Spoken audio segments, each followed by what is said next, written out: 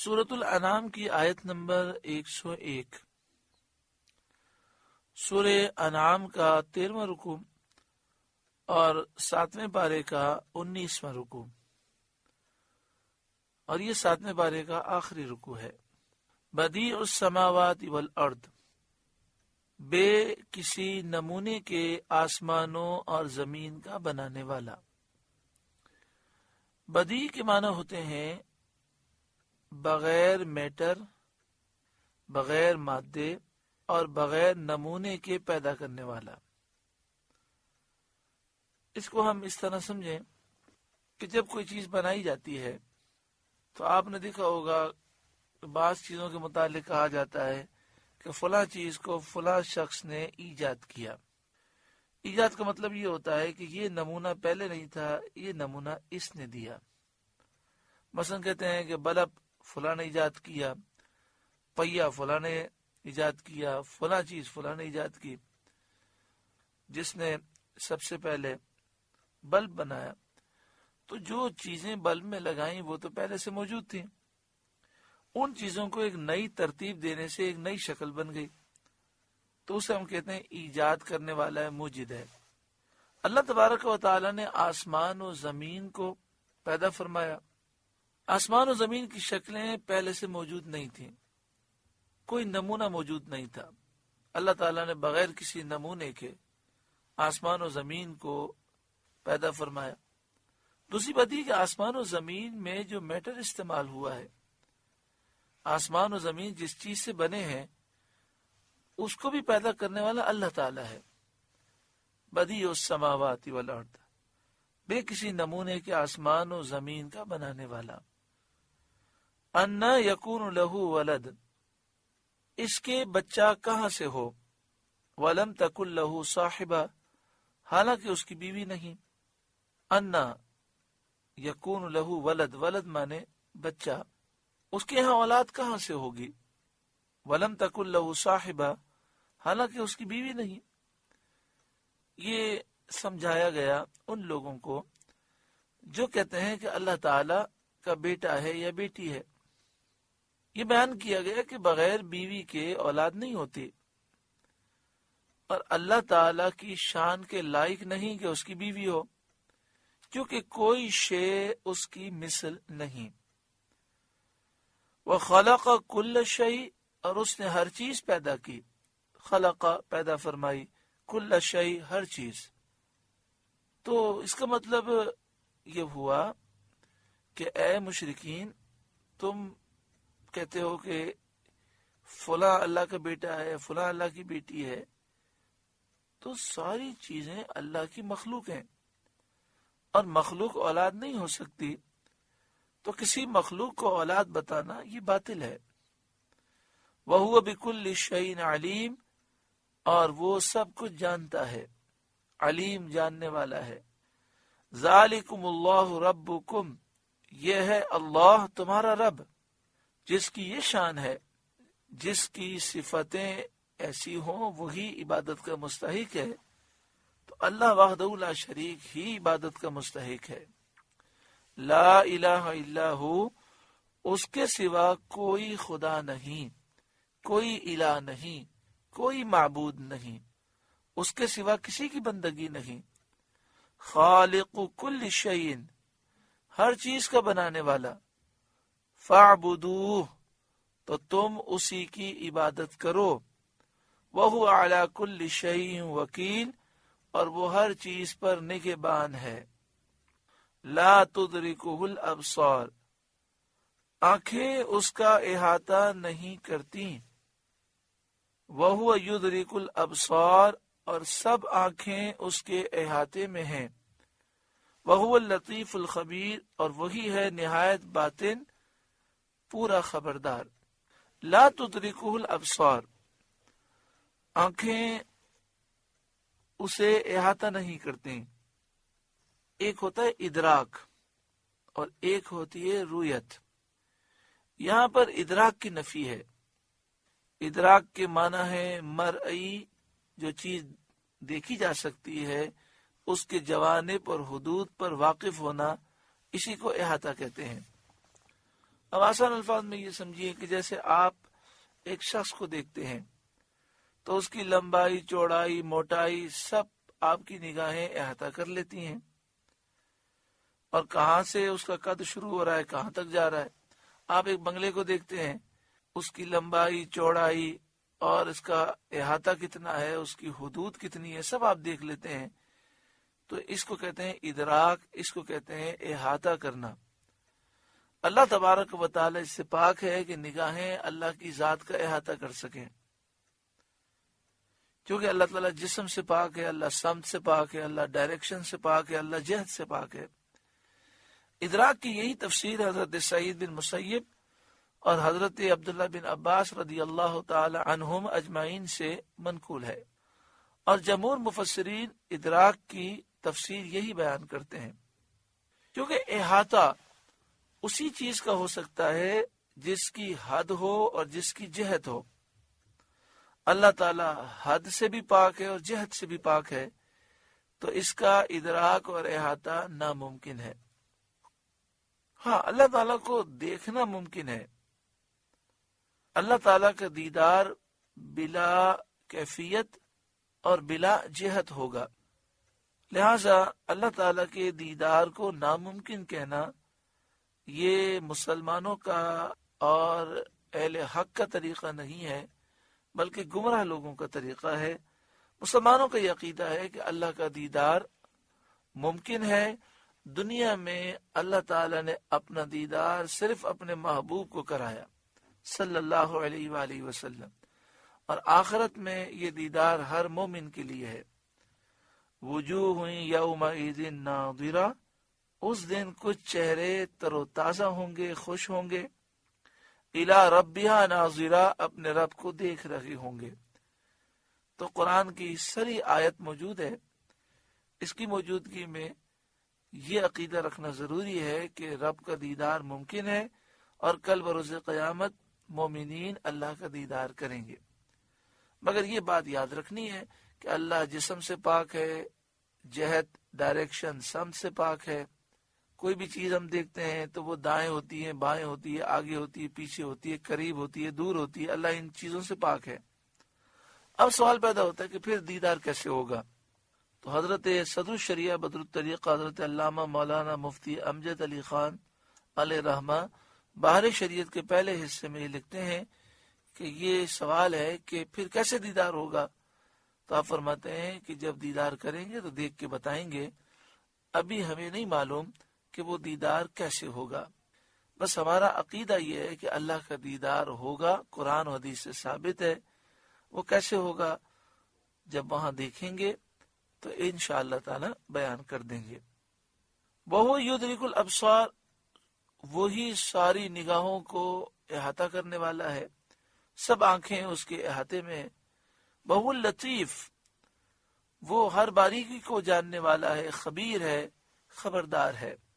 قد جاءکم بصائر من ربکم، تمہارے پاس آنکھیں کھولنے والی دلیلیں آئیں تمہارے رب کی طرف سے۔ بصائر وہ دلائل جو آنکھوں کو کھول دیتے ہیں۔ فمن ابصر فلنفسہ، تو جس نے دیکھا تو اپنے بھلے کو، جس کی آنکھیں کھل گئیں فلنفسہ، تو اس کا اپنا فائدہ ہے۔ ومن عمی، اور جو اندھا ہوا، فعلیہا، تو اپنے برے کو۔ ان دلائل کو دیکھنے کے باوجود بھی اس کی آنکھیں نہ کھلی، وہ سمجھا نہ گئی، وہ ایمان نہ لایا، تو اس نے اپنا نقصان کیا۔ وما انا علیکم بحفیظ، اور میں تم پر نگہبان نہیں ہوں۔ وکذالک، اور اسی طرح نصرف الآیات، ہم آیتیں طرح طرح سے بیان کرتے ہیں، حجت لازم ہو جائے۔ وَلِيَقُولُوا دَرَسْتَ، اور اس لیے کہ کافر بول اٹھے کہ تم تو پڑھے ہو۔ یعنی یہ آیات بتدریج نازل ہوتی ہیں، کبھی ایک آیت، کبھی دو آیتیں، اور پھر ان آیات کو نبی اکرم صلی اللہ علیہ وآلہ وسلم اپنے صحابہ کرام کو سمجھاتے ہیں، صحابہ کرام انہیں یاد کرتے ہیں، حضور کے فرمان کو یاد کرتے ہیں۔ اور پھر سب میں یہ آیات کی تشریح اور آیات پھیلا دی جاتی ہیں، پھر لوگ اس پر عمل کر لیتے ہیں، پھر دوسری آیات نازل ہوتی ہیں۔ اس سے فائدہ یہ ہوتا ہے کہ آیات کا مفہوم دل میں راسخ ہو جاتا ہے۔ مگر کافر اس شبے میں پڑ گئے کہ انہوں نے کہا کہ درست تھا، آپ تو پڑے ہوئے ہیں، یعنی مطلب یہ کہ آپ کسی اہل فکر سے اور اہل تدبر سے آپ کا رابطہ ہے، آپ ان سے پڑھتے ہیں، ایک دو آیتیں یاد کر لیتے ہیں، پھر ہمیں سکھاتے ہیں۔ تو یہ کافر اس شک میں مبتلا ہو گئے۔ وَلِنُبَيِّنَهُ لِقَوْمٍ يَعْلَمُونَ، اور اس لیے کہ اسے علم والوں پر واضح کر دیں۔ تو آیات آہستہ آہستہ اس لیے نازل ہوتی ہیں کہ جو علم والے ہیں ان پر اس کا مفہوم بالکل واضح ہو جائے۔ اتبع ما اوحی الیک من ربک، اس پر چلو جو تمہیں تمہارے رب کی طرف سے وحی ہوتی ہے۔ لا الہ الا ہو، اس کے سوا کوئی معبود نہیں، وہ وحدہ لا شریک ہے۔ وَأَعْرِضْ عَنِ الْمُشْرِكِينَ، اور مشرکوں سے آپ منہ پھیر لیں۔ وَلَوْ شَاءَ اللَّهُ مَا أَشْرَكُوا، اور اگر اللہ چاہتا تو وہ شرک نہ کرتے۔ وَلَوْ، اور اگر، شاء اللہ، اللہ چاہتا، ما أَشْرَكُوا، وہ شرک نہ کرتے۔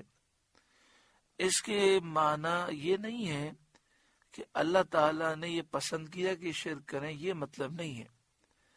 مطلب یہ ہے کہ اگر اللہ تعالیٰ چاہتا تو انہیں شرک کرنے کی جرت نہ ہوتی، یہ شرک کرنے جاتے تو برباد ہو جاتے، فوراً اللہ کا عذاب آ جاتا، اور جب چند پر اللہ کا عذاب آتا تو پھر کسی کو اس کی جرت نہ ہوتی۔ مگر اللہ تعالیٰ نے چاہا اس دنیا کو دار العمل بنایا۔ یہ دنیا دار العمل ہے، دار الامتحان ہے۔ امتحان گاہ میں جب بچے بیٹھے ہوتے ہیں، وہ لکھ رہے ہوتے ہیں تو ہر طرح انہیں لکھنے کی اجازت ہوتی ہے۔ پھر جب نتیجہ آتا ہے تو معلوم ہوتا ہے کہ کس نے صحیح لکھا اور کس نے غلط لکھا۔ تو نتیجہ کل بروز قیامت سنایا جائے گا۔ تو یہاں ہر طرح سے ڈھیل دی گئی اور ایک مقررہ وقت زندگی کا دیا گیا۔ اگر اللہ تعالیٰ چاہتا تو اس دنیا کو دار الجزا بنا دیتا۔ کوئی آدمی جھوٹ بولتا، فوراً اس کے منہ پہ فالج گر جاتا، تو اس کو دیکھ کر کسی کو ضرورت ہی نہ ہوتی کہ وہ جھوٹ بولے۔ اور اللہ تبارک و تعالیٰ چاہتا تو وہ جھوٹ بولنا چاہتے تو زبان ہی بند ہو جاتی۔ وَلَوْ شَاءَ اللَّهُ مَا أَشْرَكُوا، اور اگر اللہ چاہتا تو وہ شرک نہ کرتے۔ وَمَا جَعَلْنَاكَ عَلَيْهِمْ حَفِيظًا، اور ہم نے آپ کو ان پر نگہبان نہیں کیا۔ وَمَا أَنْتَ عَلَيْهِمْ بِوَكِيلٍ، اور نہ آپ ان پر وکیل ہیں، یعنی ان کے جرائم کے آپ ذمہ دار نہیں ہیں۔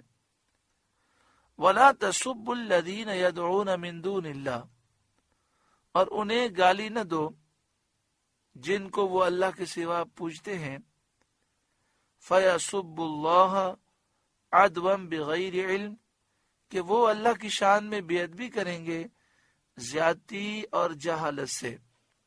وَلَا تَسُبُّوا، اور تم گالی نہ دو، الذین، ان جھوٹے خداؤں کو، یدعون، وہ پوچھتے ہیں، من دون اللہ، اللہ کے سوا، یعنی یہ مشرکین جن جھوٹے خداؤں کی پوجا کرتے ہیں، ان کو اے مسلمانوں تم گالی نہ دو۔ اگر تم برا کہو گے، گالی دو گے، فَيَسُبُّ اللَّهَ، تو وہ اللہ کی شان میں بے ادبی کریں گے، عدوان، زیادتی کرتے ہوئے، بغیر علم، جہالت کی وجہ سے۔ حضرت قتادہ کا قول ہے کہ مسلمان کفار کے بتوں کی برائی کیا کرتے تھے تاکہ کفار کو نصیحت ہو اور وہ بت پرستی کے عیب سے باخبر ہوں۔ مگر ان جاہلوں نے بجائے اس کے کہ وہ نصیحت کو قبول کرتے، اللہ تعالیٰ کی شان میں بے ادبی کرنی شروع کر دی اور بے ادبی کے ساتھ زبان کھولنی شروع کی۔ اس پر یہ آیت نازل ہوئی۔ اگرچہ بتوں کو برا کہنا اور ان کی حقیقت کو ظاہر کرنا یہ عبادت ہے، ثواب ہے۔ لیکن اللہ اور اس کے رسول صلی اللہ علیہ وآلہ وسلم کی شان میں کافروں کی بے ادبی کو روکنے کے لیے اس سے منع فرمایا گیا۔ لیکن مفسرین فرماتے ہیں کہ یہ حکم اول زمانے میں تھا، جب اللہ تعالیٰ نے اسلام کو قوت عطا فرمائی تو یہ حکم منسوخ ہو گیا۔ یعنی جب مسلمان کمزور تھے اور جب کافر بے ادبی کرتے تو اس موقع پر مسلمانوں کو روکنے کی طاقت نہ تھی، تو فرمایا گیا کہ ان کے بتوں کو گالی نہ دو۔ جب اللہ تعالیٰ نے اسلام کو طاقت عطا فرمائی تو پھر اس کی اجازت دے دی گئی، اور اب اگر کوئی بے ادبی کرے گا تو مسلمان قوت کے ساتھ اسے جواب دیں گے۔ یہاں پر ایک نقطہ بالکل واضح ہو گیا کہ کافر در حقیقت اللہ تعالیٰ کو نہیں مانتے۔ عام طور پر یہ تصور پایا جاتا ہے کہ کافر اللہ تعالیٰ کو مانتے تھے اور یہ سمجھتے تھے کہ چھوٹے چھوٹے بت جو ہیں یہ اللہ تک پہنچنے کا ذریعہ ہیں، اور کافروں کے دل میں اللہ کی محبت تھی۔ مجھے بتائیے، اگر کافر اللہ تعالیٰ کو مانتے ہوتے، ان کے دل میں اللہ کی محبت ہوتی اور یہ چھوٹے چھوٹے بتوں کو اللہ کے دربار میں پہنچنے کا ذریعہ سمجھتے، تو کیا جب مسلمان بتوں کی برائی کرتے تو یہ اللہ کی بے ادبی کر سکتے تھے؟ حضرت ڈاکٹر علوی مالکی علیہ رحمہ، مکہ شریف کے وہ عالم جن کے آبا و اجداد کو خانہ کعبہ میں خاص شرف عطا کیا گیا، وہ لکھتے ہیں اپنی کتاب میں کہ اس سے ثابت ہوا کہ مشرکین کے دل میں اللہ کی نہ محبت تھی نہ وہ اللہ کو مانتے تھے، اور یہ صرف اور صرف اپنے بتوں سے محبت کرتے تھے۔ اسی لیے جب بت کی برائی کی جاتی تو یہ اللہ کی بے ادبی کرتے تھے۔ کذالک زینا لکل امت عملہم، یوں ہی ہم نے ہر امت کی نگاہ میں اس کے عمل بھلے کر دیے ہیں۔ کذالک، اسی طرح، زینا، ہم نے مزین کر دیا، خوبصورت کر دیا، لکل امت، ہر امت کے لیے، عملہم، اس کا عمل، یعنی جو نیک لوگ ہیں وہ تو اپنے عمل کو اچھا سمجھتے ہیں اور ان کا عمل ہے ہی اچھا، لیکن بعض جو قومیں گمراہ ہیں ان کی جہالت کا یہ حال ہے کہ وہ غلط کو بھی اچھا سمجھتے ہیں۔ آدمی کو اتنا تو معلوم ہونا چاہیے کہ یہ کام غلط ہے، برائی کو برائی تو سمجھے۔ یہ جہالت کی انتہا ہو جاتی ہے کہ برائی کو اچھا ہی سمجھنے لگے۔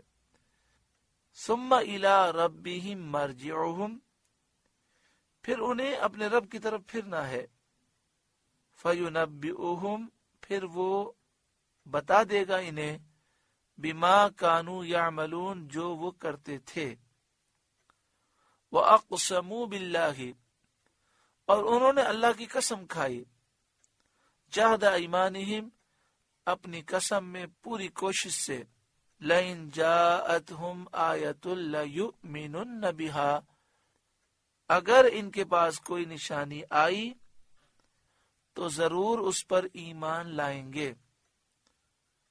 انہوں نے کہا کہ اگر ہمارے پاس کوئی نشانی آ گئی تو ہم ضرور ایمان لے آئیں گے۔ اس نشانی سے ان کی کیا مراد تھی؟ نبی اکرم صلی اللہ علیہ وآلہ وسلم سراپا معجزہ ہیں، آپ کی آنکھ مبارک معجزہ، آپ کے کان مبارک معجزہ، آپ کی زبان مبارک معجزہ، قرآن کی ہر آیت معجزہ ہے۔ اس کے علاوہ ہزاروں معجزات پیارے آقا صلی اللہ علیہ وآلہ وسلم نے دکھائے، پھر بھی وہ کہہ رہے ہیں کہ اگر ہمارے پاس نشانی آ گئی تو ضرور ایمان لائیں گے۔ تو یہ ان کی ضد ہے کہ اتنی نشانیاں دیکھنے کے بعد بھی یہ تکرار کر رہے ہیں کہ ہمیں کوئی نشانی نہیں ملی۔ دوسری بات یہ کہ یہ جس نشانی کو طلب کر رہے تھے، یہ نشانی وہ نشانی تھی کہ جس کے آنے پر ان کے لیے مہلت ختم ہو جاتی۔ مثلا ان کا مطالبہ یہ تھا کہ ہم فرشتوں کو دیکھیں، تو فرشتے موت کے وقت نظر آئیں گے، اور جب فرشتے نظر آ جائیں گے تو پھر توبہ کا دروازہ بند ہو جائے گا۔ یہ کہتے تھے کہ قیامت دکھا دیں، جب قیامت آ جائے گی تو پھر توبہ کا دروازہ تو بند ہو جائے گا۔ قل انما الآیات عند اللہ، آپ فرما دیجیے کہ نشانیاں تو اللہ کے پاس ہیں، وہ جب چاہتا ہے نشانی نازل فرماتا ہے۔ وما یشعرکم انہا اذا جاءت لا یؤمنون، اور اے مسلمانوں تمہیں کیا خبر کہ جب وہ آئیں نشانیاں تو یہ ایمان نہ لائیں گے، یعنی اے مسلمانوں انہیں جتنی بھی نشانیاں دکھا دی جائیں یہ کافر ایمان نہیں لائیں گے۔ وَنُقَلِّبُ أَفْئِدَتَهُمْ وَأَبْصَارَهُمْ، اور ہم پھیر دیتے ہیں ان کے دلوں اور آنکھوں کو، ان کے دل حق نہیں مانتے، ان کی آنکھیں حق کو نہیں دیکھتی۔